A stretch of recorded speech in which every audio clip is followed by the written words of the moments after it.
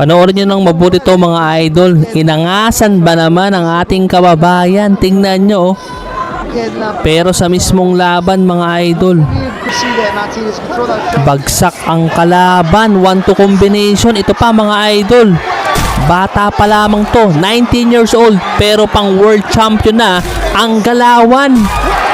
Ito dapat ang di nyo pinapalagpas mga idol. Grabe, kita nyo, kumakalabog ang bawat suntok. Ito po ang ating kababayan, no, na nagngangalang Tom Whelan, na kasalukuyang naninirahan sa United Kingdom mga idol, no. Yan po yung Pinoy na si Tom Whelan mga idol, kaya wag kayong kukurap. 19 years old pa lang pero halimaw na sa ibabaw ng ring, no. Ang lalakas na mga suntok ng Pinoy na to. Isipin nyo, 19 years old pa lang pero halimaw na kung sumuntok mga idol.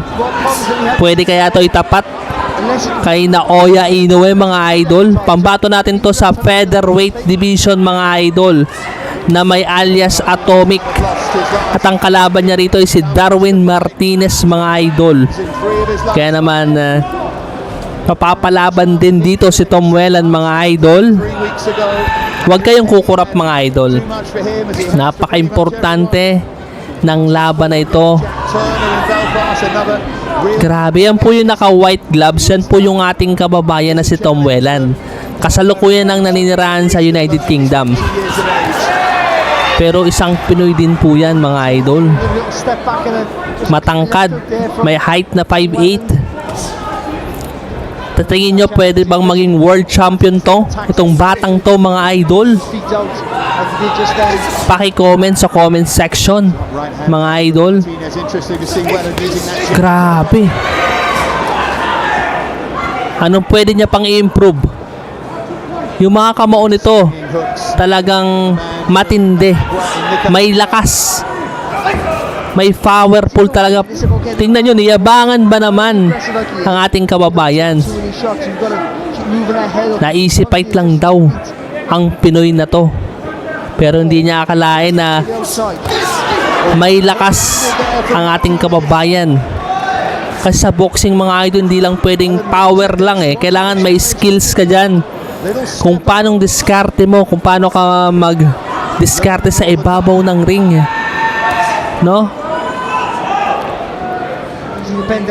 Ang maganda rito kay Tom Whelan, hindi basta nagmamadali, pinag-aaralan talaga. Ginagamit yung reach advantage. Yan yung kagandahan dito sa Pinoy na to. Bata pa lang pero yung skill niya bilang isang boksingero ay talaga namang nade-develop talaga. Yan ang ganda ng instinct niya mga idol. Yung fight mentality nandito rin. 10 seconds sa round number 1 mga idol.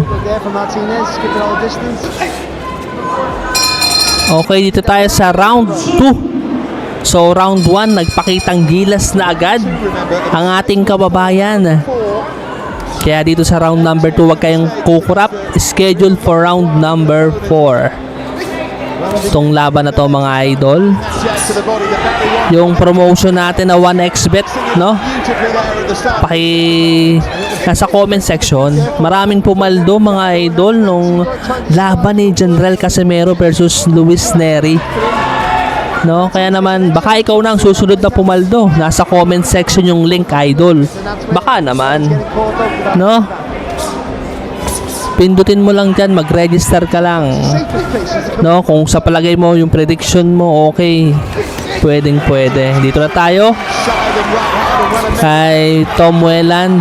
1-2 combination, hindi nagmamadali, talagang pinag-aaralan yung galaw at estilo ng kalaban. Yun, body shot, sabay ko-connecta ng 1-2 combination. Ito ang maganda kay Tom Whelan. Talagang yung fight mentality niya umaapaw. Yung skill bilang isang boksingero ay nandito sa 19 years old. na si Tom Whelan. Kaya palakpakan natin, 19 years old pa lang, sumasahabak na, napaka-powerful na, bagsak ang kalaban. Ayan ang sinasabi ko sa inyo, idol, binilangan na ng third man in the ring ang kalaban, pero kaya pa naman. Ayan, nagpalakpakan ang mga kalaban. Kaya ito ang maganda kay Tom Whelan, talagang alam niyang groggy yung kalaban. Hindi niya papakawalan, parang si Manny Pacquiao, mga idol.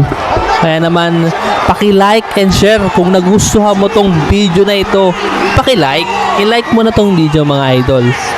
Napaka-importante, binilangan ulit sa ikalawang pagkakataon si Darwin Martinez. Kaya naman nagpalakpakan ang mga manonood. Pasensya na kung maingay po ako, pasensya na po. Salamat sa lahat ng nakakaunawa. Tingnan nyo naman yung mga suntok ng Pinoy. Di mo akalaing 19 years old lang, bagsak na naman. Wala na, tinigil na ng referee. Panalo ang Pinoy. Ito ang sinasabi ko sa inyo, mga idol. Panalo ang ating kababayan. Kaya naman palakpakan natin ang Pinoy na si Tom Whelan. Round 2 lang. Undefeated pa. Undefeated pa po.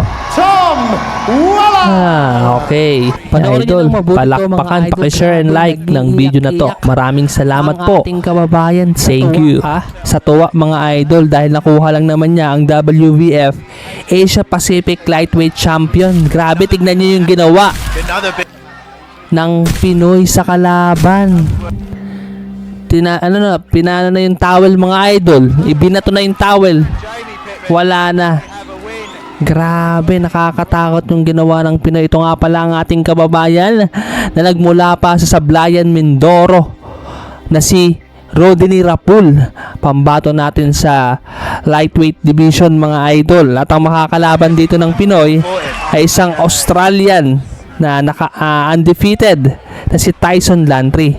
Panoorin natin, mga idol, kung paano nagpakitang gilas sa Australia ang ating kababayan na si Rodney Rapul. Let's go, mga idol. Kaya wag naman kayong kukurap sa laban na ito. Yan po yung naka-white trunks. Yan po yung ating kababayan na si Rodney Rapul at si Lantry. Advantage ito, yung reach advantage niya. Hindi kumokonekta yung kanan ni Rodney.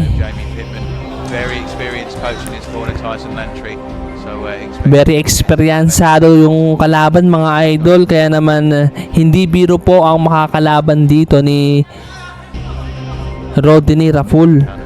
Napaka-importante ito dahil para sa bakanteng WBF Asia Pacific Lightweight Championship ang pinaglalabanan dito, mga idol, no? Kaya naman huwag kang kukurap, paki-like and share ng video na to, mga idol, no? Yun yung over. Nakita niyo yung over right hand. Yan, dyan yung makikita kung gaano kalakas ang ating kababayan kapag tumama ito sa kalaban, mga idol. Kaya naman panoorin nyo ng buo. George Kambosos Jr. and Michael Katsidis of Ito yung maganda sa ating kababayan, hindi basta nagmamadali, pinag-aaralan yung galaw ng kalaban. over the last couple of years. Dahil sa boxing, di lang talaga dapat bara-bara ka. Kailangan may skill at patient ka dyan. Hindi ka pwedeng magmadali dahil pwede kang makounter ng kalaban. Pasensya na kung maingay po ulit sa pag-voice over ang inyong tagapaglingkod. Ganun po talaga, mga idol. Ganun po talaga. Opo. Round 2 na tayo, mga idol, no?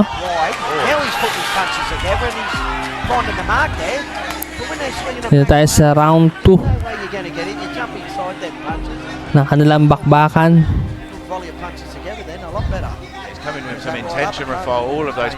Ito, ang laban na ito, mga idol, ay not giving Tyson time to measure. Yun, 1-2 combination. Galing sa ating kababayan sabay another over right hand. Dito, His movements there, he's catching him. dito makikita yung power ni Rodney Rapul. Pwede nga bang maging world champion? Ang ating kababayan, paki-comment sa comment section mga idol. At huwag kayong kukurap. Paki-like and share. He's got there and he Napaka-importante nun, have a KO loss on his record. mga idol. Kaya naman, 10 seconds dito sa round number 2, mga idol. Okay. Tyson uncomfortable. He definitely wins on the.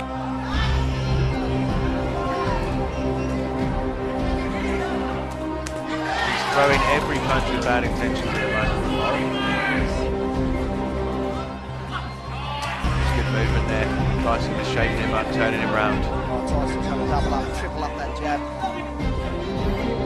You want to see a bit more activity from Landry.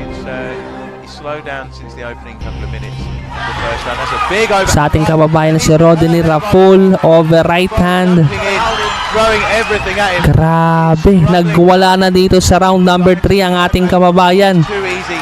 Grabe. Don't know where those punches are coming from. He's got a grab. Ito dapat yung sinasabi ko sa inyo Doesn't he score?